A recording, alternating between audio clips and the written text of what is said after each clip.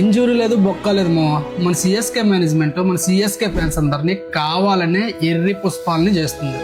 ఎందుకు అంటే ఎంఎస్ ధోని వస్తున్నట్టు గ్రౌండ్లో ప్రాక్టీస్ చేస్తున్నట్టు ప్రతి ఒక్క వీడియోని రిలీజ్ చేశారు.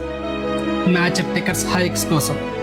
టికెట్స్ హైక్స్ వచ్చే సేల్స్కి డిమాండ్ పెరిగింది. విత్ ఇన్ 4 to 3 అవర్స్లో మొత్తం టికెట్స్ అన్ని సేల్స్ అయిపోయాయి.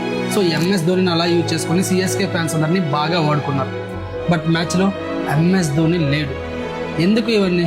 ఇప్పటికే మునిగిపోయి ఉన్నాం. ప్రతి ఒక్క మ్యాచ్ లాస్ అవుతున్నాం. మన సిఎస్కే ప్లేయర్స్ పర్ఫార్మెన్స్ చూస్తే చాలా వరస్ట్గా ఉంది. నేను యాజ్ ఎ సిఎస్కే ఫ్యాన్గా చెప్తున్నా ఇవన్నీ కూడా.